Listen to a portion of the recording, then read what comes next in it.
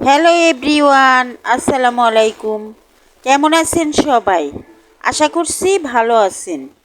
আজকে আবার রেসিপি নিয়ে চলে আসলাম। আজকে আমার রেসিপি হলো চিংড়ি মাছ দিয়ে পাতাকপি ভাজি। আশা করছি রেসিপিটি আপনাদের ভালো লাগবে। তাহলে দেখতে থাকেন, আমার সাথে থাকেন। তাহলে শুরু করি। এখানে আমি একটা পাতাকপি নিয়েছি। এই পাতাকপি ভাজি করে আপনাদেরকে দেখাবো। এখানে চিংড়ি মাছ নিয়েছি। চিংড়ি মাছটা আমি বেছে নিব। এই চিংড়ি মাছ দিয়েই ভাজিটা করব।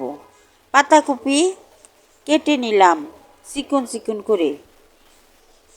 এখন চিংড়ি মাছটাও বেছে নিলাম। চিংড়ি মাছটা বেছে নিয়ে ভালো করে ধুয়ে নিলাম।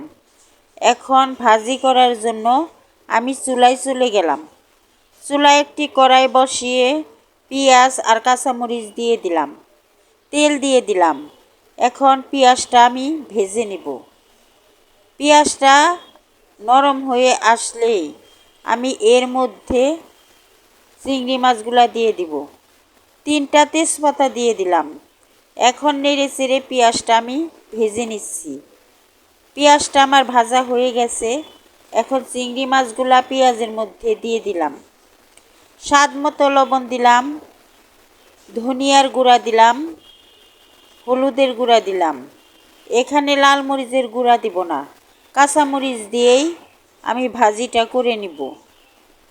এখন মশলাগুলা চিংড়ি মাছের সাথে নেড়ে চেড়ে মিশিয়ে একটু ভেজে নিলাম। চিংড়ি মাছটা ভাজা হয়ে গেছে।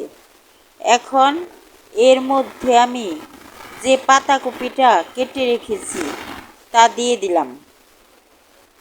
পাতাকপি দিয়ে একটু নেড়ে চেড়ে মশলাগুলা নিচের থেকে উপরের দিকে উঠিয়ে নিব, যাতে পাতাকপির সাথে মশলাগুলা মিশে যায়। আমি এখন পাতাকপিগুলা নেড়ে দিচ্ছি। এখন নিচের থেকে মশলাগুলা উপরের দিকে উঠিয়ে দিচ্ছি। এখন আমি ঢাকনা দিয়ে ঢেকে 2-3 মিনিট রান্না করব। ঢাকনা দিয়ে ঢেকে দিলাম। 2-3 মিনিট পর ঢাকনা তুলে ভাজিটাকে আমি নেড়ে দিলাম। আবারও ঢেকে দিব 3-4 মিনিটের জন্য। আবারও ঢাকনা দিয়ে ঢেকে দিলাম 3-4 মিনিটের জন্য। 3-4 মিনিট পরে ঢাকনা তুলে ভাজিটাকে আবারও নেড়ে দিলাম। এখন দেখেন ভাজির থেকে কত পানি উঠেছে।